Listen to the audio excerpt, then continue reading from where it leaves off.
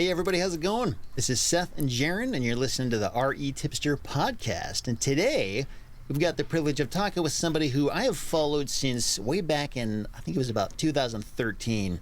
His name is John Fedro, and he is a mobile home and manufactured home investing aficionado who has been running mobilehomeinvesting.net for many years now. So I discovered John through Bigger Pockets, and I've followed his YouTube channel for a long time. He's got some fascinating content about this niche of real estate, and if you have any interest in this space, you really ought to be subscribed and following this guy because he's got some incredible content. And in terms of why we're having John on the show today, well, one reason is because I've never had a chance to actually sit down and talk to this guy face to face through a computer, and this podcast is a great excuse to get on a call together. But more importantly, for you listeners out there, I think mobile home investing is one of those specialties that can go hand in hand with the land investing business. And John has a lot of good things we can think about, whether we want to dabble in this kind of investing strategy or jump in with both feet. And even if you're not into land, it's still a great strategy to explore and learn more about. So, John, welcome to the podcast. How you doing? Hey, I'm doing great. This is when you can have all like the audience applause kind of edited in right here. Trying to insert that right here. Okay. This is so cool. Thank you for letting me be on this podcast. All of your videos are robust, thorough, huge. That's what I loved about your channel. Non-hypey, if you can actually get away with that in this day. So anyway, that's what I want to deliver to today and to your folks. Yeah, thanks, man. Appreciate that. Do it, man. Appreciate you following the channel and what we've been doing. But just to kick this off. So for those who may not know who you are, maybe you can tell us, who is John Fedro? What does your mobile home investing career look like? Just tell us your story in a couple of minutes. Sure. I was thinking I do most things mobile home now, and when I first got started, I was anything but bragging or loud about this mobile home industry. Although I'd say now in 2021, 2022, it is more popular than ever. It's cooler now to invest in mobile homes or factory-built housing. I'm wondering the future, how cool mobile homes or factory-built housing will be in the future. But for the past 19 years, no, it's 2022. For the past 20 years now, that shows how old I am, I've been investing in mobile homes inside of parks. There's so many different things you can do with mobile homes. It's not like just houses. You can buy them in the parks. You can buy them and then move them somewhere else because they are mobile. You can buy them and put them on your land, or have multiple homes on your land, or buy the entire mobile home parks one day.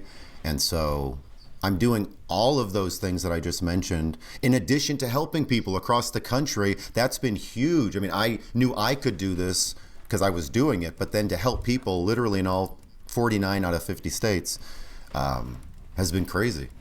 And people of all ages. And what's the one state where you refuse to help people? Those Hawaiians can suck it. Gotcha. Yeah, that makes sense. But it's only because there's no mobile homes over there. So I love Hawaii. I mean, that's like, I'd love to do that. But that'd be cool. Bring the first mobile home park there to Hawaii. Yeah. So wait, is it like illegal there or something, or why are there not in Hawaii? There's just no builders in there in Hawaii. I imagine to get the homes over there, you would take a lot of money. And then once you don't have to have them. They maybe serve less of a purpose over there because they're mobile and you don't need them to be. It's only on an island, so where you're going to go. Maybe shipping containers, they're more popular over there, the shipping container homes, but that's why, because it's an island.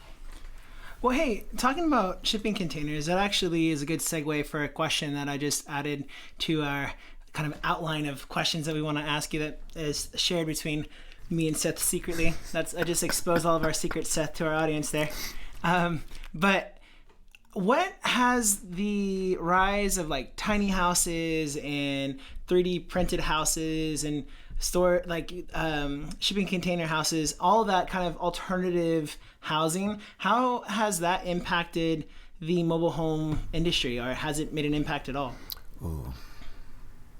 Oof, I got a good one. It seems like kind of a different thing, is it? Or is there overlap?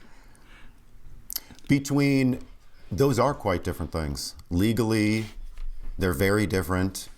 people's perceptions. It's so people took, I'd say still out of everything you mentioned, everything is trendy except mobile homes. Those shipping container homes, oh sure, put them in my city. I'll have a next door neighbor that has a shipping container structure. Or tiny homes, oh sure, people will spend 80 grand, 150 grand on those tiny homes that are 400 square feet or less that you can't even park in well, you can park them in a park nowadays, but they're difficult to park places. And I think both of those have a much more trendy, sexy appeal versus mobile homes.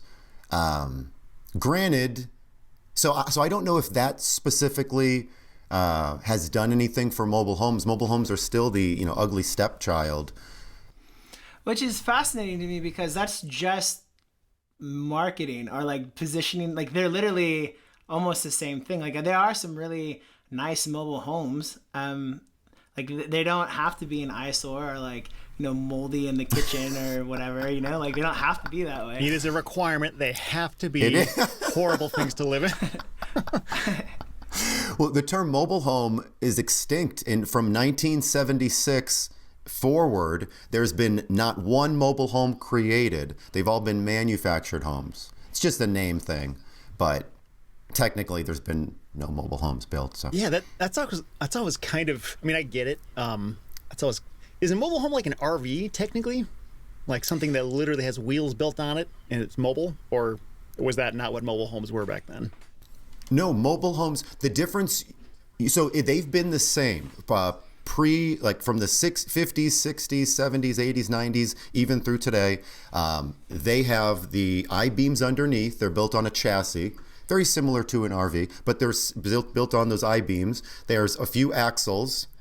Make sure I'm in the camera. And then there's wheels underneath them, and they are mobile. And when they move from one location, they sit on the wheel. The wheels are lifted up a little bit, and they're on cinder blocks or some other pillars.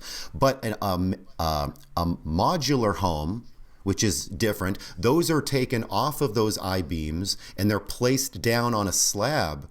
So the term modular, manufactured and mobiles they're identical, but modular, there's no wheels, there's no I-beams underneath. But yeah, Seth, when you're thinking mobile home or manufactured home, if you see a manufactured home, there's going to be I-beams underneath it. There'll be axles. The tires might be all jacked up and messed up, but it's mobile, and it's supposed to retain that mobility. So a modular home will not retain the ability to be moved. You'll need like a house mover. But yeah, for mobile home and manufactured homes, those can be moved anytime. Pulled up to it. They got the tongue. They got the hitch. Yeah, I saw this thing in the news probably about a year ago now. I mean, the affordable housing shortage has been an issue in many markets for a while now. And but this thing I saw on the news was talking about in Silicon Valley, how it's such a problem that companies like Apple and I think Google and probably others, they're like buying land and building these big apartment complexes. But the apartment complexes are basically just single wide mobile homes stacked on top of each other, like 5 stories tall. So manufacture, prefabricate, whatever the word is, in some factory, and they bring them on site and stack them on. And it looks like an apartment building when it's all done. But it's apparently just very effective at giving people much cheaper housing that's still pretty good, and it's just kind of in that apartment type feel. But I wonder if that's a way in the future. If it's next to Facebook and Apple, I guarantee you they're pretty good. It's like $1.2 million, like for a shoebox. Now, are these apartments where I've seen companies that will take your unit out of Silicon Valley, move it to Austin, Texas, and put it in that other building that they're building? Or is the one you're thinking of, Seth? It's there to stay. I guess I'm not totally sure. I assumed it was there to stay, but it didn't really get into the specifics of that. No, the future is going to be, and then with the 3D printing, I know you mentioned that, Jaron, that I have no idea. I know there's a whole developments going up here in Austin for 3D printing, or they're making things with hemp now, and it's getting nuts. I mean, that's kind of cool. Yeah, this future is going to be pretty wild. Like, what factory did you have your home built in? Or what natural material is your home built on? I don't know. That's Can be cool. Yeah, man, and even from like a show standpoint, I love watching. That's like the only kind of television that I can actually stand these days is watching this like alternative living stuff. Houseboats. So on my life, my wife is from Kazakhstan, and when we got married, we actually met in the UK. And on my life, when we got married, I tried my best to convince her to live in a houseboat. Like I was like, listen, we could spend $850 a month for a docking fee. It'll cost $150,000. We can live in San Francisco. La la la la la. She's like, I did not come to America to live in a boat. We are not going to live in a boat. The end of discussion. So that was the end of my dreams. But even, I mean, there's so many alternatives out there that I just find them absolutely fascinating.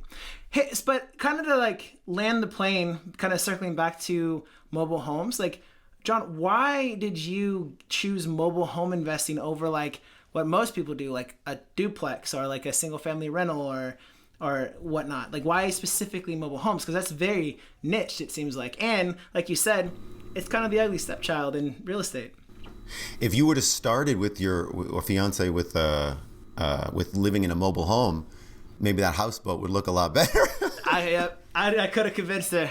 But, that's how I messed up. I should have started the negotiations with like, okay, we'll start with a box, then mobile home, then houseboat. That mold-filled single wide that Seth was talking about. I failed into mobile homes. I wanted single-family homes. I wanted the prestige that comes along with that. I read a 3-ring binder that was these pie-in-the-sky deals back in 2001 that I could do, and I fell in love with it. Like, this is crazy. Me being in my super early 20s, what could, I can do this. I want to do this. I've never thought of having real estate as a vehicle to make me wealthy. And so I tried to do what I could do, and I spent my small life savings marketing, knocking on doors, very small life savings, like $3,000. The first person that called me, well, that's not true. The first person that I set a really good appointment with was this lady whose home, she was selling it for $8,000. And I was so new at the time, I didn't even think to ask if this is a mobile home. I was like, $8,000? Are you kidding me? I better go. So I get in my car, I go there, I pull in the park because it's in a park. I'm like, oh, it's a mobile home. Well, this was not in any of the training that I had. So I go there and I knew which one it was. I turned the corner and I instantly get this wave of nausea. And I remember pulling over, I opened the door, I got sick on the side of the road. And I can still remember closing the door and putting down the little visor and like wiping my mouth off and making a decision like, oh, it'd be so easy to go home. I would rather just be with, not doing this. I'd rather be doing anything else and just comfortable. And I went to the appointment. I talked to she was like double or triple my age, this woman that needed help. And I'm like, how am I going to help this person? I'm still living with my mother. So we ended up talking and negotiating. And like I said, my whole life savings, I was down to just a few $100s working paycheck to paycheck. So I made a deal with her. I'll give you $3,000, $300 a month for 10 months. That was my first mobile home. Payments was always more attractive to me. I had to flip homes to bring in cash, but I always wanted that long-term cash flow. I knew that from the beginning that was my way out. And so I sold that first home, bought it for $3,000, sold it for $27,000 with I think $1,500 down and monthly payments of something. I got it back because I had no idea how to screen people. Got it back in less than a year, sold it again. Got it back, I don't know, a couple years later, sold it again. It took me, I want to say 18 years to finally sell that property. I just sold it a few years ago, the first one that I ever got, because people would default after so long. And wait, so you bought a mobile home for $3,000 and sold it for $27,000 with seller financing? Am I catching that right? You are correct. You are saying that right. And at the time, I remember thinking like that was I've become really jaded in my career. Like you saying those numbers sounds really good, and it is good, but it's also, that's just what we've come to expect. And sort of, I realize that now as I'm analyzing deals, I'm like, I can only make like $250 a month cash flow, or I'm not making my money back in a year. Like, I don't know if I really want to do that. I've become kind of spoiled. Yeah. And so, like, did you change anything about the mobile home before you sold it, or like, well, what happened there? How did it go from $3,000 to $27,000? It was I say was, it probably still is. It's a double wide. It's on a little bit like pond like a mosquito pond in the back. It had this lanai deck that was really nice. I had to spend $300 or $400 getting Roto-Rooter out there, and I might have vacuumed the carpet. I did. Man, I realized then at that first deal that my repair skills were just nothing. I mean, we're terrible. And this was before YouTube, so it was just like the blind, nobody leading me. The blind leading, nobody leading the blind. And so I remember trying to turn this pantry into like this cabinet, and it just looked terrible. So I just made it look as good as I could, which was terrible. And then I sold it as is, but no, everything worked. It had HVAC, central AC and air. The appliances were still there. I talked her into that. I don't think there were any soft spots in the floor, which is surprising in a mobile home. But this was like a 3.2 double wide with a den, so I called it a 4.2 and sold it for $27. Now on payments, if I was selling this for cash, I maybe could have got 9 or 10, maybe. But payments is really the key, because I was willing to hold payments. And I got that home back because I didn't screen the people well. I mean, anybody can say, John, I'll pay you $1 million for your home. And if they stay 6 months, what does it really mean? So, so they really didn't pay me the 27. But when I got it back, I cleaned it up a little bit more, because they did leave it a little messy. Cleaned it up more. I sold it the next time for 30-something thousand. And I remember getting it back another time and selling it for the high 30s. So each time I bumped it up, doing not that much effort. And it was because I was knowing my prices. I was feeling out my market. I was understanding what people were happy with paying, not paying, who would laugh at me, who was out there. And I still was it took me years to actually get better at screening people. For my first 3 or 4 years in this business, I had 100% default rate. 100%. Nobody stayed in my homes. It took them months or years to, decide that they want to move out for whatever reason. And I worked with people. But just to give you an example that I was not a amazing screener of people in the beginning. So when it comes to figuring out what you can sell it on terms, what is that kind of just based on your gut? Because when you sell something to seller financing, you can kind of just like arbitrarily pick a number, or was it actually like based on, hey, did you like call up other like people who are selling their mobile homes on terms and like, hey, what are you selling yours for? Or like, how did you figure that out? Jeez, was there anybody selling on terms? That's such a needle in a haystack. I think I might have been like, back then, 1 or 2 of the only investors. I remember there was this really, really old gentleman who was doing it for years, and I'm pretty sure he's probably not alive now, but super old at the time. And I think it was just me and him investing in like all of for mobile homes. Like there was not many people doing mobile homes. So I don't know if I definitely didn't call around.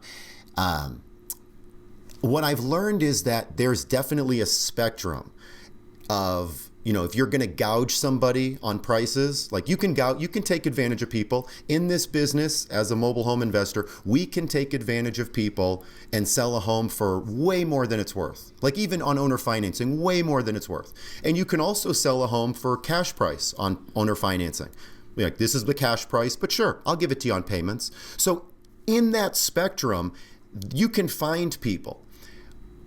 But if you go towards gouging people, you're going to have a lot more people default. You're going to deal with people that don't put everything together because they're not doing the math to say, oh, you want me to pay $80,000 for this home that is only worth maybe half of that on payments? So you can definitely take advantage of people, and you can get them in your home for a little bit of time. And there's some investors over the years that I've met that do that, like on single family homes. They purposefully try to take advantage of people, gouge them in price, wait for them to default once and then kick them out. And you can be really unethical in this business. So back then, I think I was just shooting a random number and seeing what people would pay. Obviously, people can only pay so much down. You can only get so much from folks. And that's another thing. If people pay you a ton of money as a down payment, they know, hey, Seth, I'm giving you 10 grand, 20 grand. I want a better deal. I'm not going to pay a stupid price because I'm giving you so much money. On the flip side, if you talk to somebody with nothing down, well, that's not necessarily good for you as an investor because there's a lot of risk. But, if you talk to someone with a few grand down, there's a ton of those people, and they will pay a significantly higher price, but they still, so it's definitely of that graph where I'm selling for like cash prices or gouging people, I definitely want to be towards this, area where I'm closer to selling it towards a high retail for payments. But I don't want to gouge people. I want to work with people. I want people to jump through my background, all my background hoops, know they're getting a good deal. This needle in a haystack opportunity of selling a home on payments to someone that could not afford it otherwise. So I do have some rules. Like if I'm selling on payments, I want to get paid my money back within 6 months or a year. So all the money I have out, I want to get that back in 12 months or less.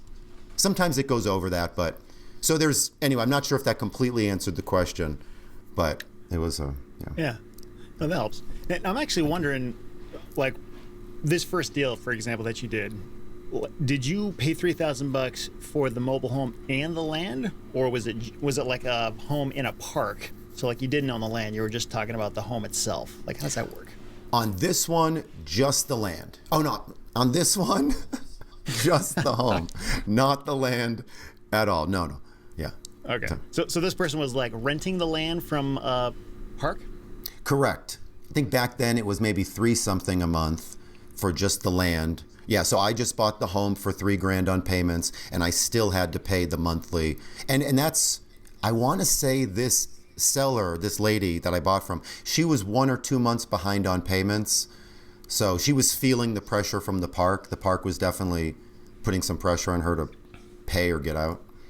Yeah. So. Now, when I used to work in commercial financing, we didn't ever deal with mobile home parks or anything, but I remember hearing the bankers that I would work with talk about how when you're talking about mobile homes or manufactured homes, whenever they would take a security interest against that home, that's actually considered equipment in terms of how it's financed, like how long the term of the loan is, because it's not affixed to the ground. Is that true? Or am I missing something with that? I hate banks. So when I sell a mobile home, I really aim that buyer is not going to go with bank financing. However, nowadays there's more loan products. For a mobile home in a park, you can get 20-year financing, 25-year financing for a mobile home in a park, even going back to the 70s. So Well, why does that make such a big difference if it's in a park versus just like on some random lot somewhere? Oh, well, well, for the bank it would. I mean, the bank knows why? that. Oh, because it's personal property and you don't own the land. And I suppose the bank has their algorithm. They've lent on enough of these to say they're risky. The people inside are a bit riskier. The fact it's on wheels and it's constructed in a factory and we don't get paid back nearly as much. I mean, a mobile home, the percentage rates when you borrow are going to be noticeably higher if it's attached to your own land versus in a park, if it's personal property versus real property. But I don't know about the equipment, if it's actually called that. How funny. I bet it would be. Yeah. It's like, I don't know that it technically is that, but maybe somehow it represents a higher risk because it's easier for a person to remove it and bring it who knows where, and then the bank's collateral is at risk, so they just call it equipment to try to safeguard them. I don't know. Who knows? But I remember that being just a weird quirk about mobile homes. I didn't know if that was accurate. Oh, there's plenty of weird quirks. I'm sure it's accurate. Yeah. You know, I gotta be honest. I'm loving this conversation because I feel like you guys keep like throwing softballs to me and like with really easy segues for my questions.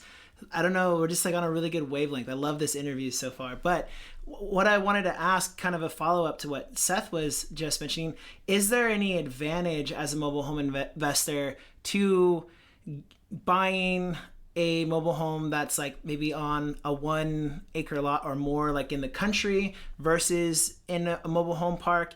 Or is there, or like, I guess there might even be a third option of just like going hardcore after like mobile home parks in general and like buying that as kind of your end game. So out of those kind of 3 scenarios, which one is the most advantageous? I wanted to be like, all right, get real close. I'll tell you. It really depends on, I think my unique perspective helping a number of folks around the country, it depends on your goals, because the individual tiny mobile homes, some people just want to use those as a stepping stone to get to the parks. Some people know from the very beginning that they want parks. And clearly with parks, you're talking bigger money, you're talking management, you're talking bigger paydays, more cash flow, more heavy lifting, and then even with parks, do you want to deal something that with a lower cap rate that's easy to move in and you don't have to do anything, or do you want something with a lot of heavy lifting? The individual mobile homes in parks, you can get into those for a few grand in every state across the country. Not in every park across the country, but in every state. If you're willing to drive a little bit, there's motivated sellers that, most of the folks we deal with individual mobile homes are paycheck to paycheck. They get into trouble, they lose their job, they can't pay all the bills, there's deferred maintenance. So if you're starting with 5 or 10 or 15 grand, getting into individual mobile homes really is a valid way to build cash flow, stack 5, 10, 15 grand of cash, like, different deals we do. On land, though, if you're going to buy the land and buy a home, or buy the land and add a home or 2 or 3, more capital intensive, you're spending a lot of more money before you even make money. If you do put in a bunch of money and do like a land home package deal, now in 2021, 2022, there's never been a better time to sell for all cash or to sell. So if you do that, don't hold it for payments. Get out of it, unless that is your longer term strategy. So I think it's having the goals, and then having no one getting into mobile homes understands this business. We all have to be taught one way or the other. So I think knowing your goals, and then also the capital you have, how much you want to learn, how confident you are, what you want to do. All of those are possible. It's just, I think your goals. Hope that was not a fluffy answer. John, what is your experience with either building a new park from scratch and or buying an existing park? Like going after an entire park like that. Like, have you done that a lot? One or the other? I've done one much more than the other. I've interviewed a few people that I've yet to put on a podcast, but I have interviewed them. I need to edit these. I've interviewed 2 people that have built their own mobile home parks, and both of these folks have, and in addition to all the other training I've gotten, don't build your own park. Or if you're going to, know what you're doing, because the red tape involved, the bureaucracy, the cost, it's just so much of a pain in the butt. At least these interviews I've done, and I can't attest to building a legitimate park. I have land that I've added a hodgepodge of mobile homes to, but that's not a park. That's some dude adding a couple mobile homes to land until the city tells me to get rid of it. But a park is a legitimate park that the city can't screw with you. So you asked that question about building one or, finding a poorly run business. Yeah, I want to find that poorly run business. There's over 44, give or take, 1,000 parks across the country. I can find a couple that are very poorly run, and they're already permitted, and I don't have to deal with any of that stuff. So that's what I am. Yeah. This might be kind of a obvious answer, but if you were on the lookout right now, like if you're just going to pick a random market and say, I want to find a poorly run mobile home park, like what's the most efficient way to find those? Like, is there something you're looking for, a certain zoning, or, just signs from the road that's like, wow, that place looks terrible? Like, how do you know where those are and how to find them? That's a pretty good one. Like, I wish. You think I would tell you my good secrets like that? No. If anyone has any good secrets, let me know. I would rather take I guess the advice I have, and I only have 3 parks myself that I currently own, but looking for more every day. Once you know the few locations that you want to be in, then personally I would take a shotgun approach to targeting parks. And you take a shotgun to a park? That's horrible. You want the good deals. That's what I'm ready to negotiate. But when it comes to buying parks, you can buy them for the quick flip and turn around. You can buy them that you want to hold them forever and maybe refinance them. But going back to your park question, how do you know a park will be motivated or not, or whatever? You can take some guesses. It's poorly run, or a lot of the homes are missing. A lot of the homes are empty. Or there's no online footprint. Mom and pop owners, and we're usually after the mom and pop people. I don't want to buy my mobile home parks typically from a second or third investor. I don't want to buy from someone like me. I want to buy from like the mom and pop. Well, those mom and pops don't have an online presence a lot. So if you find a park that doesn't have an online presence, that might be kind of a mom and pop type of park. But I want to take a shotgun approach and market to everybody. I've helped now just over a dozen people, and that's not a lot, but a dozen people that are mobile home investors buy their first parks. And the reason I'm telling you this is because all but 2 of those people, we've found our parks by doing the normal stuff we do as investors. As a mobile home investor, we're going to every park around us, like 20, 30, 40, 50 mile radius. Every single park, if you're a mobile home investor, you should go to that park to do a number of things. One of those things, talk to the manager, find the owner, and ask them questions. One of the questions could be, hey, would you ever consider selling all this?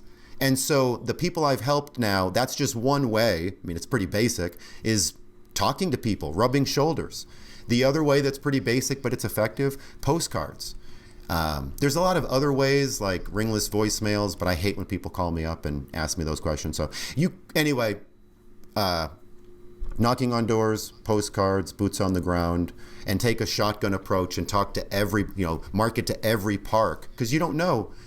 With these parks, it takes time. It's not like a mobile home deal where we find it, we close on it. With a park deal, it seems to be, and again, I'm on the newer side of parks, but from what I've learned and what I've been taught, it takes months or even years to develop a relationship that these park owners like you. They want to deal with you, not this flashy person from another state. They like you, they know about you, especially if you're already investing in this park. I spent this, I don't know, maybe it was 6 or 7 years after I got started mobile home investing. 2 park owners came to me, 2 different park owners. This was in Florida. And they came to me and they said, John, we know that, they didn't say we, I know that, well, one, it was a husband and wife, but I know that you're investing in our parks. You're paying us thousands of dollars a month in lot rent because you have a few homes here. We're getting older in age. We want to sell our park to you with owner financing. So I had 2 parks that I could have bought back, early before 2010. And I waited, my first park I got was in 2013 because I had my blinders on. I was just too stupid, or not stupid, but I was like, I'm making money, I'm doing fine, I've got no management, I'm loving life, woo! I don't want to park, that seems like too much of a headache. So in hindsight, having boots on the ground, being in parks, it sort of opens you up to these opportunities that you might not have found otherwise. But you got to have your eyes open. When you're buying these parks, are you buying the land and all of the mobile homes on it, and then you're finding somebody to manage all that for you, or are you just buying the land and everybody has their own home and they just pay you the lot rent? How does that work when you've been doing this? Yeah. Every park's a bit different for sure. And depending on what's included, how many mobile homes are park owned versus tenant owned. And if there are too many park owned homes, banks don't want to touch that. The bank says, oh, the park owns 75% of the homes. We don't want that. We want homeowners in those homes going to work, paying their bills. But so going back to your question, you can have park-owned homes. You can have tenant-owned homes. Maybe there's a fourplex there. Maybe there's a couple houses in the park as well. Or it's got storage units or like this barn area. And so all of that stuff you have to take into account. Do you want to keep it as rental? Do you want to sell those mobile homes on payments? Do you want to rip down the park and make condos? So all of them are quite different. And the sellers of these parks, let's say it's your goal, Seth, to just own the dirt. That's my goal. I just want to own the dirt. But you buy a park with, let's say all of the places are park owned. That means if they're park owned, that park is renting those homes. The park owns them, so they must be renting them. Well, that rental income, you're going to make way more money if you rent a mobile home in a park, if you're the park owner, versus just collecting on the land. The lot rent just for the land is $300, but to rent the home and the land, that's $1,000. So park owners, they will jack up their asking price because, Seth, I'm going to sell you my park. It's got 30 homes there. They're all park owned. They're all being rented out for $1,000 each. It's bringing in $30,000 a month. Can you believe it? And so I'm going to sell you my park based on that 30,000. It's a business after all. My business is bringing in 30 grand. So now I'm going to sucker you into paying me what it's worth for 30 grand. Meanwhile, that's not your goal. Your goal is to sell these on payments, and then after you just own the dirt, your cash flow went from 30 grand now to 9 grand if everyone's paying you 300 times 30. So I mean, it's just, so you have to take all of that into account, and it just doesn't match up. Some owners want a lot of park owners want way too much because it just doesn't make sense. So your main strategy, regardless of how many homes the park currently owns, is to sell off whatever that is so that you only own the dirt. So you kind of collect the cash and then collect the payments on renting the land. Is that accurate? Correct. I dislike renting mobile homes. I love renting land, but I love selling mobile homes on payments. I want to find a buyer that is in love with that home, that takes care of that home like a baby. Well, and on that, like if the park doesn't own the home, you sort of lose control over how well people maintain these things, right? I mean, if somebody trashes their home and you don't really own it, do you have any levers you can pull to say, hey, fix your place up so it looks better? Or is it kind of just out of your hands at that point? No, I'm laughing only. No, you have you hold the cards as the landowner. You can certainly put pressure on people. To be fair, what's happening inside of their home, if their outside looks beautiful, the inside could be, they're cooking meth in there. Who knows?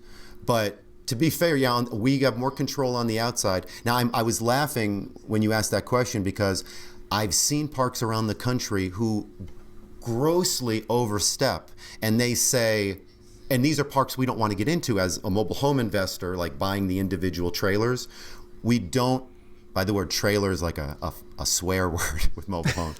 But if you're buying these trailers, you don't want to get into a park that they have a big overreach. Most parks, they say, listen, make the outside look good and you're fine. All right. We don't care about what's happening on the inside. Don't get the police called on you, but you can do whatever you want on the inside. If you're making meth and we get a cut of that, that's the one stipulation, right?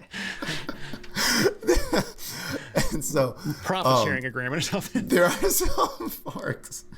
are some parks that grossly overstep, and they say, we want to do a walkthrough inside the home before you resell it. We want you to fix X, Y, and Z inside the home before you sell it, which is crazy. I mean, that is 98% of the time, most parks will just care about the outside of the trailer. But some parks will put pressure on the people to make the inside look great. And the reason that's a problem is, yes, if it's a terrible home, they should fix the inside somewhat. But I've seen a lot of parks screw with their residents, purposefully making it impossible. They move the goalpost. You got to fix this soft spot. Oh, now that that's fixed, we want you to paint the walls before we're going to approve anybody. And, then they move it again. Oh, we want you to do this. They make it virtually impossible for that person to sell. Their goal is for the person to get fed up, leave the park, and abandon their home.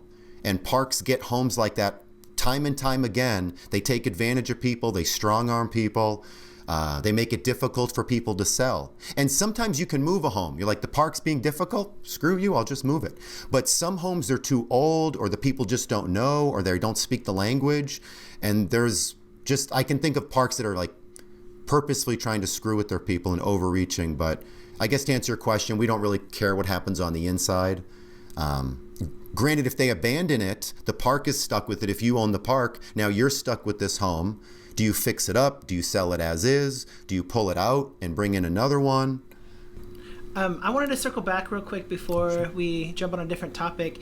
You mentioned that your kind of go-to strategy is to sell these on seller financing. You love seller financing these the mobile homes, right? Correct? When I'm not, well, if I'm going to keep it for long term, if I'm going to sell it on payments, I dislike renting strongly, and I love selling on payments. But there are certain mobile homes, the age, the park, that you don't want to keep for payments. Or you get made a really good offer that you can't refuse for cash. Or you're wholesaling it from the beginning and you never intend to sell it on payments. But yeah, if I have to keep it long term, I don't want to rent it. I want to sell it on payments. What do you do in terms of managing your notes? that's something that a lot of land investors run into, because there's a lot of terms deals in the land space as well. And there's different softwares out there. There's like note servicing companies. Obviously, since you've been in this game forever and a day, you probably have a good solution there, hopefully. So yeah, I'd love to hear your insights. Either I've been doing it myself for a long time and learned sort of the ins and outs, partly because I had trouble like letting things go, or just micromanage everything, or wanting to know how to do it. So part of my portfolio, I still service myself and send out 1098s at the end of the year and keep in touch with people. I also have trustees that help out. A lot of my properties are in trusts. I do use a note servicer occasionally, and there's not much upkeep when you get the right people in these homes. So it's a combination of myself, trustees that I pay, and also a note servicer.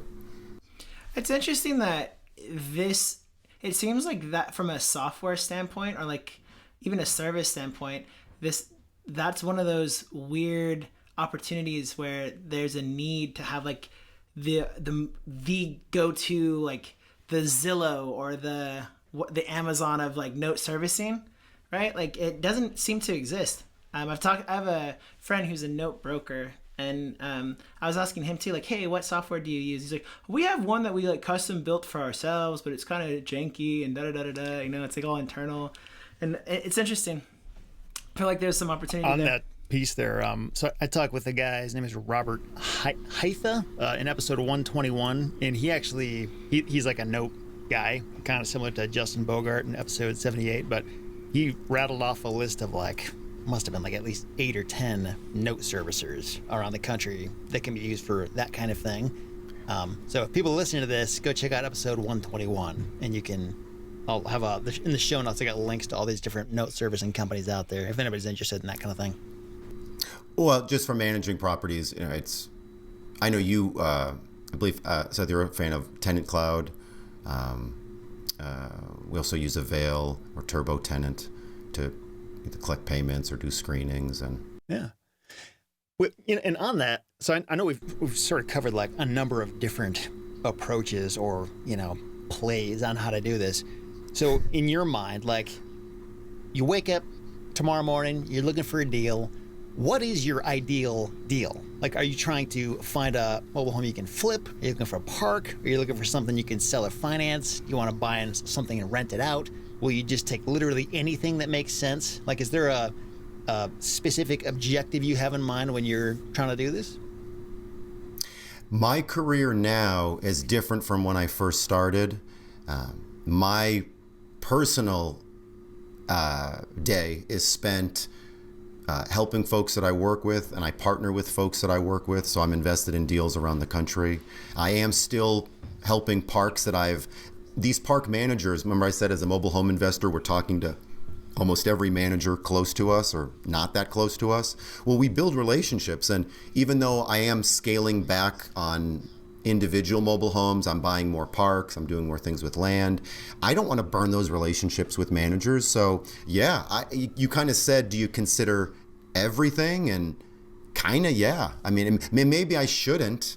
Maybe I'm picking up pennies and I'm skipping over nickels, as they say, or I butchered that. But no, I am looking for, I suppose, any individual homes on land, parks. But when it comes to the best deals, if I'm selling them for cash, I want to double my money at least. If I'm selling on payments, I want to get all my money back. If I invest X number of dollars, if I sell it on payments, I want to get all that back in 6 months or a year or less. If it fits that criteria for an individual home, or if I'm going to wholesale it, I want to make at least a few grand minimal. And deal with easy to people. But no, I spend a lot of time advertising and marketing and getting my name out there. And yeah, everything that comes through, I process it through a filter of whether it's a home, it's on land, it's an entire park. I want all of those, and they just have to be good deals. They have to be profitable. But I'd rather have more advertising out there, and I can choose which deals versus obviously having less things to choose from and having to just be bored or beggars can't be choosers, so I guess I got to do this one. You know, it really feels strangely close to the land space. Like, as if we talk about just types of real estate investing that you could get into, most people don't throw around numbers like doubling your money, or like even the deal that you gave of like buying a property for $3,000 and selling it on terms for 27 and then 30 and then high 30s, and it's like, it seems like this might be one of those, like, there's real motivation, like untapped potential here. Maybe we should pay attention. I'm digging it, man. I know so little about. I've had my head in the sand for mobile homes, or my head in the mobile home sand for now 20 years, and there is so little I know about. There's so many things to do. So that's one thing I love about your channel is you touch on so many different things, and really dive deep into it. And the way that you're talking to people, you have like a knowledge of all of these things. I'm like, how can Seth be so knowledgeable about every? Seth is the real estate like encyclopedia, seriously. Or at least that's what it seems like to the audience there. Yeah, man. Yeah. Well, yeah, there is kind of some, I don't know. I think when you talk to enough people, you are able to sort of understand at least a few feet deep on everything, but not super deep. There's ultimately, you kind of have to pick like a thing or two, and that's what you're really going to understand. But what were you going to say, Jaron? Well, one of the things that I wanted to circle back to about was when Seth asked you about some due diligence stuff, or not, I guess not due diligence, but like what you look for in a particular, like what's an ideal deal, which was a great way to phrase that.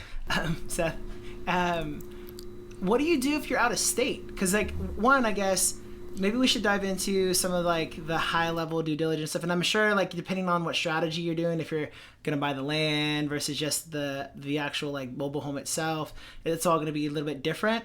But more so than anything, I'm curious how you would handle that due diligence if you bought a mobile home out of state, because it sounds like you buy nationwide, but with any kind of structure, especially if there's like moldy, dilapidated soft spots in mobile homes, you probably need to have somebody walk through the property and kind of give you the lay of the land, or do you just buy it and be like, whatever, roll the dice, see what happens? Just a few grand, who cares? Yeah. Sometimes you can do that if it's cheap enough. Well, yes, you can, and people I worked with have, and they shouldn't. But so purchasing mobile homes virtually, I have the luxury of having boots on the ground in these areas. I'm working with the people that are in these areas. So if somebody watching this has, you're in Detroit and you have family in somewhere else, I don't know, Duluth, Minnesota. I don't know. I chose those two places. You can have family and or good friends that are invested in the deal. Yes, I want to split this with you, and we're invested together. You can do it virtually because you have boots on the ground and someone that you trust. If you don't know anybody in the area and it's a completely random area, well, my first question for you is how did you find the deal, or how did they come across your desk?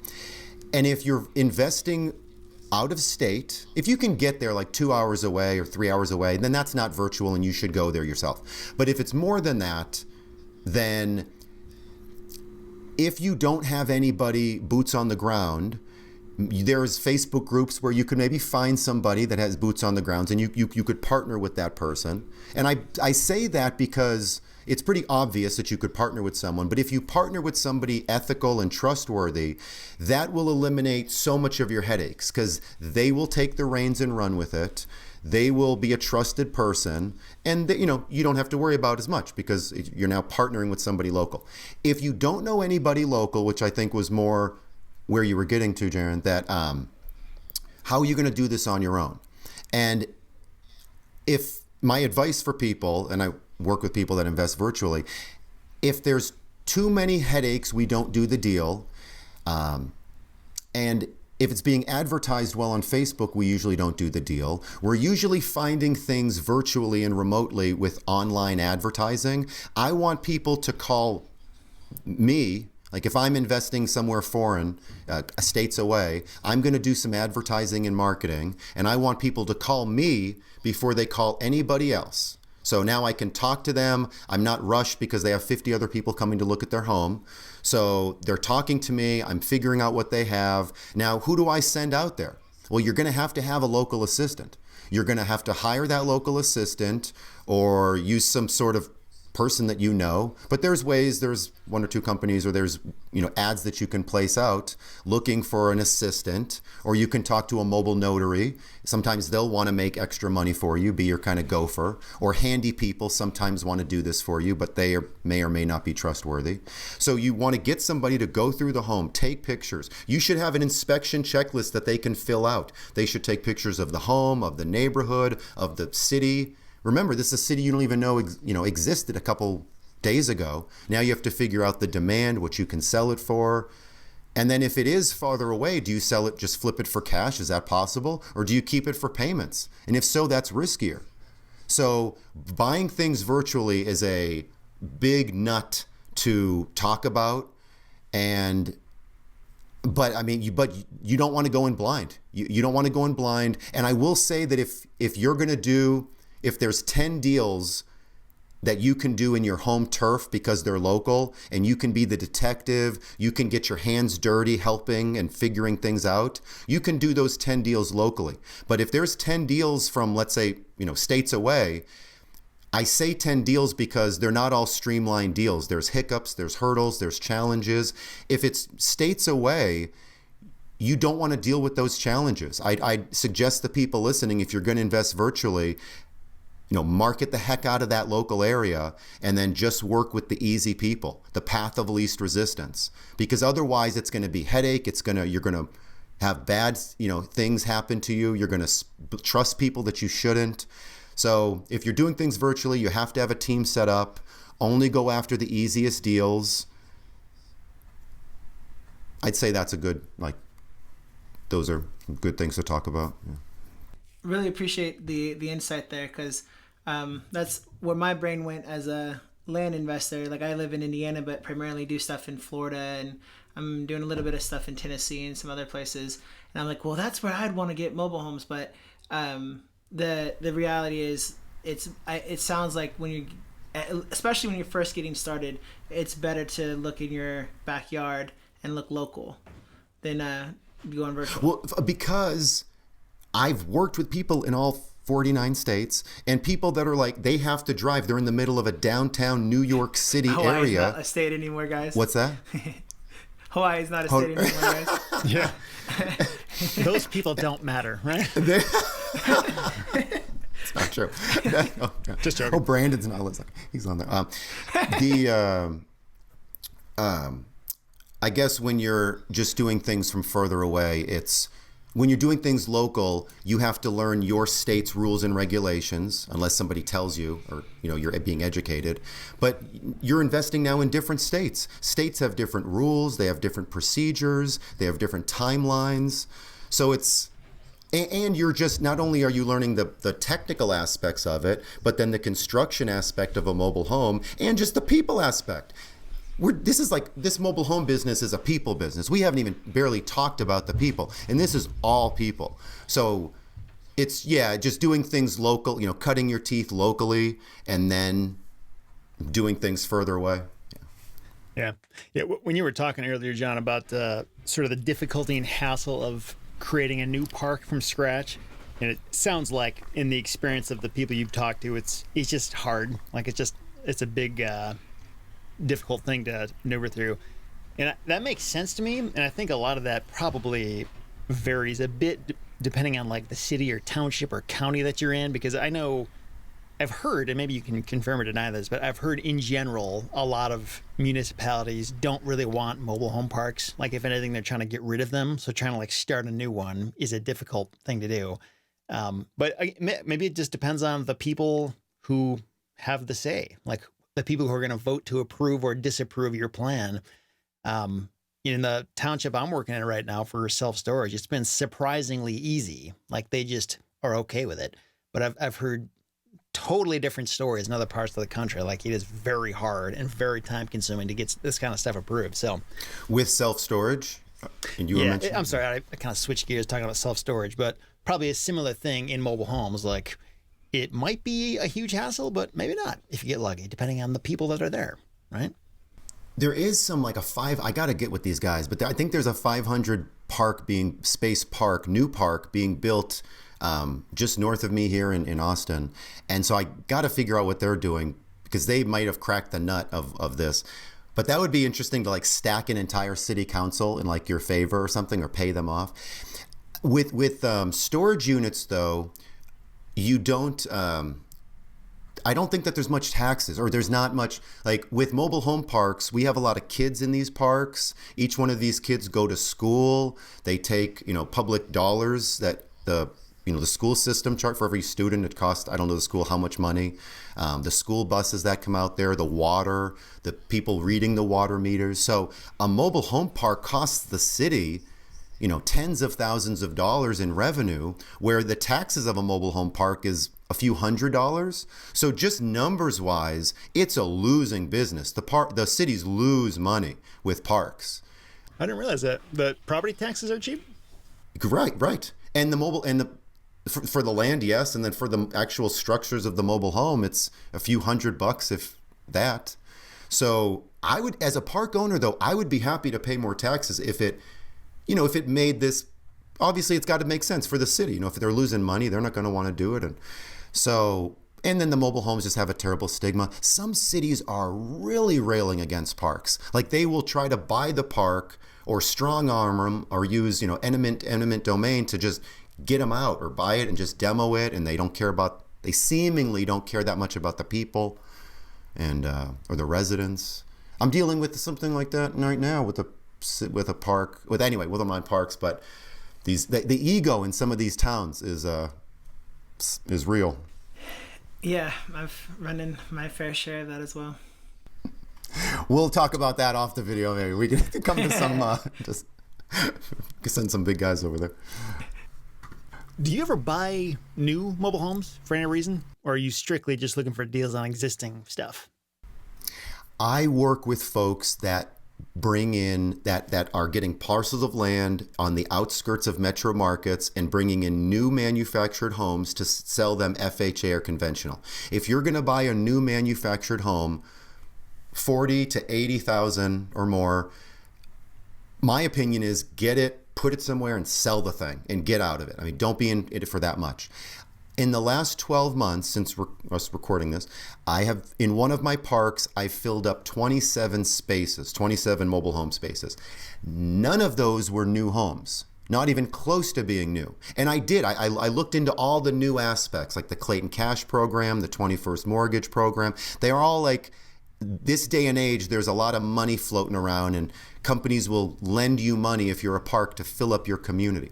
I don't want to buy brand new homes. And to be fair, my parks aren't the greatest parks, so maybe new homes don't really fit. One of them could. But anyway, I know I'm all about pre-owned.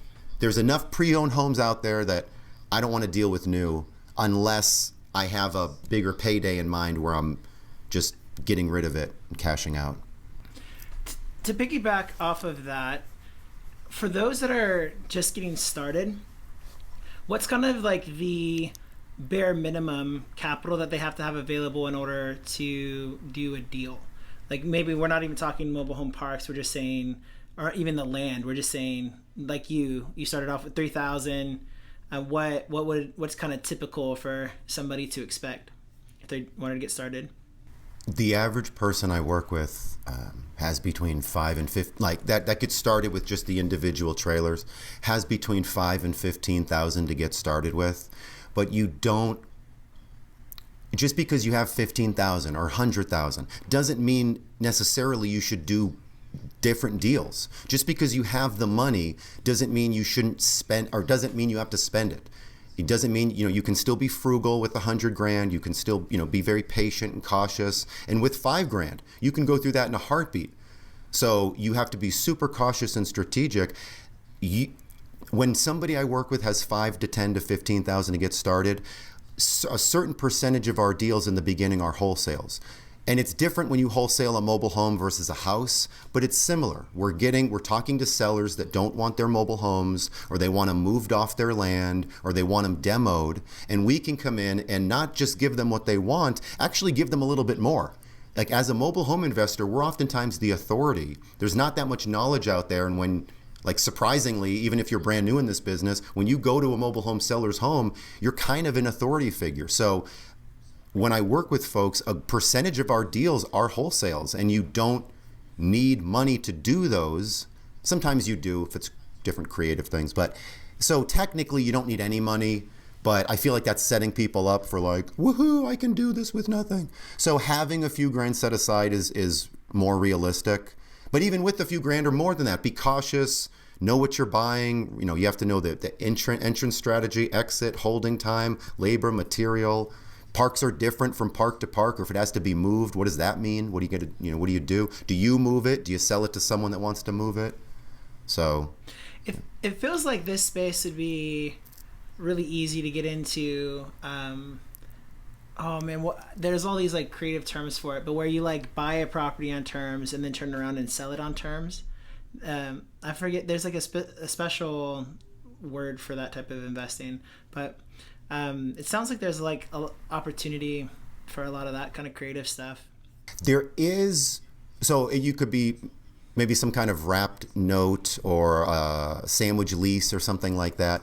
The problem, the only issue with that is that I'm a big believer in structuring. If I can buy a home on payments and pay a seller a little bit more, I'm all about that. I want to keep money in my pocket, and I will pay a little bit extra to a seller if I can give them payments to buy the trailer, and then I'll sell it on payments, or I'll sell it on cash and just either keep paying this person I bought it from or cash them out. Anyway, the problem with that is that the people we help, the mobile home sellers that we help, are oftentimes paycheck to paycheck folks, like I was saying, meaning they need if they sell a home for 10 grand, they usually need that 10 grand to get from point A to point B. Now, if someone's selling a home and they're already out of the state, or they've moved already to their new place, well then yeah, 20% of people can take payments, but no one wants to. Everyone still wants the cash. So you have to make it attractive for the people that can take payments, and then you can get into but I love those deals, Jaron, when it kind of pays for itself. Like I shuffle some paperwork around, I'm out couple $100 or $1,000 for a nice home, and then the person inside is paying for it, and I love those. They're just not as frequent as I would like them to be. Now, you had mentioned earlier, John, that one way to find deals is with postcards or just direct mail in general. And this makes me think of the land investors out there, because we're no strangers to direct mail. I mean, that's like how everything works. And if somebody is a land investor and they're trying to specifically target deals where they could either put a mobile home or maybe find an existing mobile home just to get into this business, like what would be an appropriate way to filter that kind of list? Say if they're using ListSource or DataTree or something like that, where you can, filter the recipients. Like, and what I mean by that is, like, I assume that you would want to target, residential lots that are zoned for mobile homes, like mobile home lots. Is there like a ideal acreage size? Like, is there a minimum acres? Like, don't buy anything below 0.2 acres or whatever, because that doesn't make sense for a mobile home. Or I don't know, just, do you have any insights on how should people search for this kind of thing if they want to have the most efficient way to find those deals? Yeah, of course. He's like, you're asking me all my secrets, bro. Why did I agree to this podcast? You have me thinking, because if you want, I know people that buy big tracts of land, subdivide it for the point of selling the parcels and then doing some of their own, making some mobile homes themselves, keeping some, selling some. And if you want to get into that thing, that bigger, huge tract of land, you can.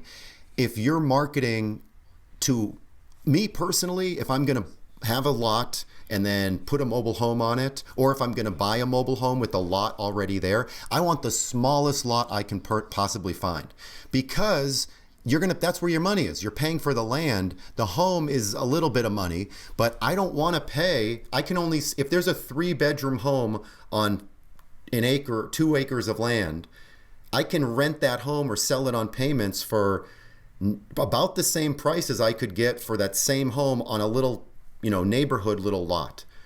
And there's probably more buyers for that small lot. Then again, if I was building something in the country, I might talk to my local municipality to find out that, well, if I'm going to dig a well, I have to have 1 acre of land per home. And if I'm if I'm using a septic tank, then I need at least half of an acre to have a septic tank, even if I'm tied into the local water for the municipality. So, setbacks are important. What kind of utilities that you're going to have and the space you need for those utilities. That changes whether you're in the city, whether you're in the county. So going back to your question, I do have a specific answer to this. I would say to not niche down. Go if you're going to do a postcard campaign, if you're going to do a ringless voicemail campaign, I'm big on those. Getting addresses, skip tracing them, sending folks like a ringless voicemail. It's about half the price as a postcard. You can hit twice as many people. I don't want to. I want to send postcards to everyone because I don't want to assume that. I'm open for just if the numbers make sense.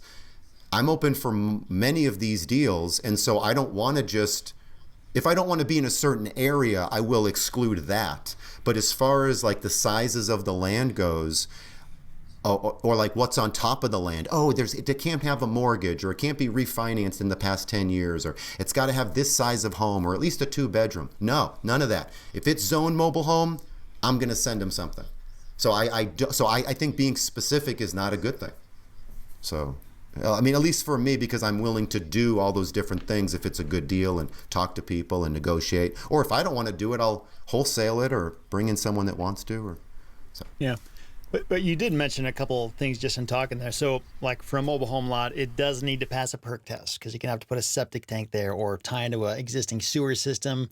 You got to think about utilities, like basically anything you would normally need for a residence to be there. Access to water, a well, that kind of thing. So even once you do find the lots, there's other due diligence you would have to do to make sure the land is going to actually suit that purpose, right?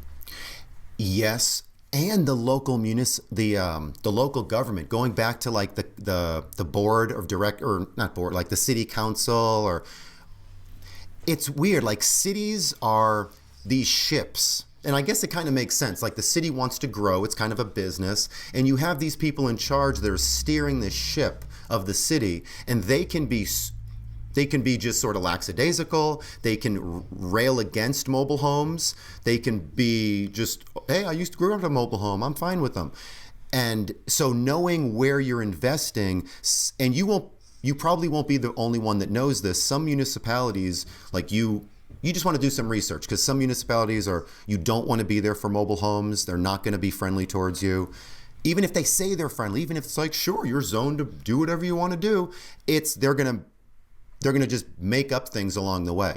So I'd say if anything, that's more of like the gray area, because all the other stuff you can find out an answer to, but that gray area, especially if you're building something new, that is very, you want to like look, 3 times. Talk to the city planner, talk to the city manager, talk to the water person, like really get a vibe and an understanding. Do some Google searches, talk to any other big fish in the area. Talk to me maybe if I know of anything, if that's a good area or not to build. But I'm just saying, like, if you did have the land and you were going to add something brand new, a mobile home, that would be where to make sure you're in like a friendly area. Yeah, sure. And if you are just going to own land, whether it's in a park scenario or just own a random lot that you rent to a mobile home owner, how much property management is involved in that at all? Like, is it anything? Because it's just the land? Or like, is it your job as the landowner to make sure the utilities are functioning properly, for example? Or is that on the mobile home owner to figure that out? I suppose it's all sort of negotiable, but underground is what I cover, and to the meter if there's a water going up or gas going up to the meter. So I cover everything from the meter and beyond, and then the homeowner covers everything, the home, the pipes above the ground. I take care of the power pole. As the landowner, you take care of the utilities underground and the electric. But as far as like the grass goes, or the maintenance of the land or the home itself, no, that's on them. And you want to get good people inside your home. You want to get a good down payment. It's not like, anyway, I guess I'm going off on a tangent there, but I'm just imagining like putting bad people into a home and you're like, okay, I sold it. My job's done. Well, it's like, no, you put terrible people in there, then you're going to have a ton more headache. But assuming you get good people in there that want to baby this home and, treat it well, then yeah, you're just doing the land stuff. And I love those residents. It's always like the 80-20 rule or the 90-10 rule where 90% of those problems are coming from just a few people. Everyone else I forget about, but it's just those problem people that I keep talking to. Anyway, that was a different tangent. And on that, I know you've mentioned this a few times, the importance of getting good people that are going to pay and that kind of thing. How do you do that? Is it like just a standard background credit check like you would do for a tenant? Or are you going beyond that to verify anything? Like, how do you make sure you're not going to, get screwed in the deal? Good question. It took me many years to realize that. In my opinion, it's not one test that you do.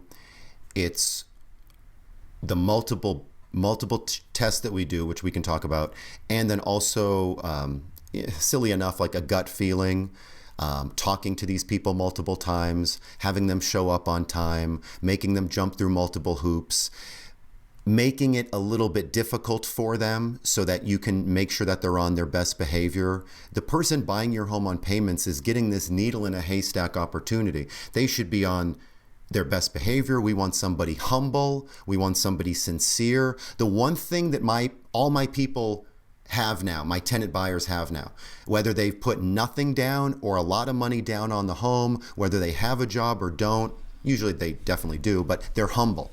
Everyone I put in my homes now, they're humble, they're sincere, they're appreciative. They know this needle in a haystack opportunity that I'm giving them. And from the very beginning, they were that way. They jump through all my hoops to show up on time to bring me all the paperwork I need. Yes, we're doing background checks, and the background checks, those will speak for themselves to some extent.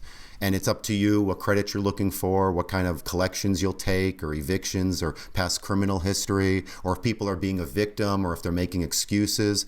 I will say, Seth, that if you put out an ad, and it says no banks needed, rent to own, buy with payments, this is a made up number, 98% or 97% are people that I'm sure are cool people. You want to go have a drink with them or whatever, they're good people. But you do not want to get into a 5 or more year relationship where they're paying you money every single month. We want to be that restrictive. I would rather have an empty home than putting somebody into my home that doesn't need to be there. So I'm a big goalie. Like I block out most people that want to get into my homes. Not to mention the down payment. That will help reduce risks. Are people putting down 1,000? Are they putting down nothing? Are they putting down a lot more than that? And then the home. Is the home a handyman special? Is it a beautiful home that I just put a lot of money into? So it's all of that, plus even some more. Plus sometimes I'll make the person go and pull their own credit checks and send them to me. References, calling back employers, looking for pay stubs, looking for taxes. Why do I have to give you all this? I shouldn't have to give you all this. This is great. Nobody asks me for this. That's not who I want to deal with. If you're giving me any kind of lip, that was a test and you failed. So anyway, it's that whole process. And I'll say one last thing about it. If you were selling these for stupid prices and you wanted to get like just a fat amount down, like a huge down payment, you're going to talk to, I don't know, a couple people a week, and you're going to have a few people to choose from. Granted, I guess if you're getting a huge down payment, then that sort of eliminates a lot of risk. But the point I'm making is when I sell on payments, mind you, when I sell on payments, I know that I don't have to sacrifice on the total price. The total price I'll be able to get. What I might have to sacrifice and work with people on is the down payment, because I'm willing to meet people in the middle. If you're a good person and you pass these tests, I guess what I'm saying is I sell them for an affordable amount down and a very affordable amount monthly. Like people can't rent for what they can buy my homes for. So I want more people interested. That way I can pick the right person for my home. Like I want to give them a break moving in and monthly, but I'm definitely going to charge them, the heck out of the entire price. So that's been my sort of formula. There's a few other things I do. Like I said, I like selling handyman specials because people actually put the work in themselves. They bond themselves to the home. Plus, you're dealing with the mobile home, so you want to put handy people in there because the home's going to kind of, not fall apart as time goes by, but it's going to get older and there's going to be more wear and tear needed to be fixed. So that was my very long answer. I'm pretty sure I went off on a few tangents there, but I hope that helped. No, that is really helpful. So you're not saying if you have $20 in a job, you're approved. That's not the message. Yeah. 20 years ago, I had the home just for you, but no, that not anymore. Well, I think that's actually a really good, everything you said there.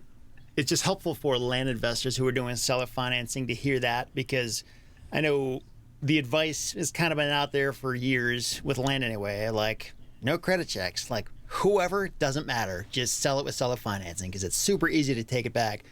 But it's not always that easy to take it back. And even if it is easy, it's a pain. And it's like, it's better to just like know what's going to happen and be confident that your borrower is going to pay you. And, there's some very basic common rules of thumb that people can go through, but you just covered a lot of good things that people can look into if they're concerned about that, making sure they got a good borrower. If people want to find out more about you, I know there's obviously mobileHomeInvesting.net, and you're on YouTube as well. I'm going to include links to both of those platforms in the show notes at REtipster.com/123. But is there any other place people should be following you, John? No, that's enough. You can check me out there. That's too much. I got nothing going on. I don't want emails. Yeah, mobilehomeinvesting.net is great. From there, you'll see various programs, and then the YouTube channel, like you said, Seth. A lot of the free videos go on there. So awesome. And in terms of you running a podcast, man, like your voice is like made for radio. Seriously. So I'm glad that you have a podcast. It's the microphone. I got it. It changes it up. I'm not gonna lie, man. I'm very jealous. Have you thought about doing voiceover work or anything like that? No, I have not. That'd be cool though to see, like, hey, I was in. That'd be kind of weird.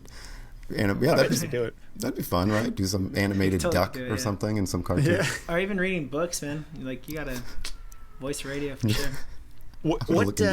What's your podcast called? Mobile Home Investing Lessons. And I said if I was going to do a podcast, I don't want to do it myself. And I talk to people that I work with. It's just each one of these is a different student. We're talking about something funny or something that like is troublesome, just like some topic about mobile homes. And we just talk about different lessons that are good mobile home investing lessons. So that was the name. Yeah. It was not very creative, but it's kind of like the REtipster podcast. Hey, super original. Easy to remember. I spent just so many sleepless nights trying to think of the best possible name ever. Something that would just like really get people and make people think like, oh my word, that's amazing. And that's what I came up with. So. I thought, like, how many toddlers did you test that fast? Cool, man. Well, thanks again, John. It was a pleasure to talk to you, and hopefully we can talk again soon. Thank you so much. This has been awesome. Thank you, everybody. You bet. All righty, folks. So that was our conversation with John. I really enjoyed that. It was great to talk to him finally after all these years. I think we had really good chemistry, man. That was just like a really great interview. Some people are just really easy to talk to. I think he's one of those people. It's like very effortless to just have the conversation go and good stuff comes out. So. And I wasn't kidding, man, when his voice, my goodness, honestly, if I could pay money to have a voice like that, I totally would. That's like in my head, like the goal in life, or like if you're gonna have a male voice, like that's the kind of voice that you want. It's like epic. And I have like this squeaky little like, yeah, bro, it's like terrible. Well, I do know a lot of the best singers in the world have higher pitched voices. They're like tenors and they can like sing really Michael high. Jackson? Yeah. I guess that's one example. But anyway. Mike Tyson also has a high pitched voice and nobody messes with him. So I'm in good company. Yeah, weird. Huh. Oh, well. Anyway. Did you have any key takeaways from the conversation that are worth hashing out here? Or? I mean, nothing super life-changing, but I will say my little like antenna is definitely going up related to the opportunity in mobile homes, because it just feels so similar to land and the opportunities that we see in the land space, that it's definitely, from this interview, piqued my interest, because it just makes a lot of sense. People aren't going to be like as attached to their mobile homes as a single family house. There's just going to be, inherently by the nature of what it is, there's going to be a lot of motivated sellers.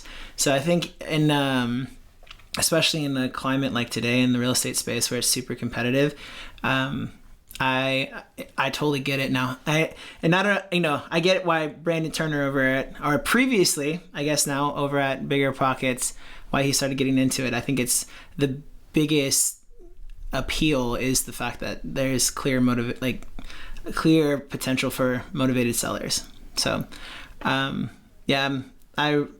really enjoyed this interview. It was good. Yeah. I think there's definitely similarities in like the opportunity to get a whole lot of equity for a pretty low price, and like just like the margins are there, but it's probably less similar in that there's more hands-on stuff you have to do in terms of like dealing with actual physical problems and people, and doing it out of state is not really ideal, it sounds like. Which land, like when he said that during the interview, I went score for land, it's like 10 points for the land flipping business. So yeah, I mean, if I have to choose between one or the other, I'm still sticking with land. But I mean, there is stuff that mobile homes have to offer. Like, if you did want to own a park long term and get permanent cash flow, that kind of thing, that might be something that land by itself, unless you rent the land to a mobile home.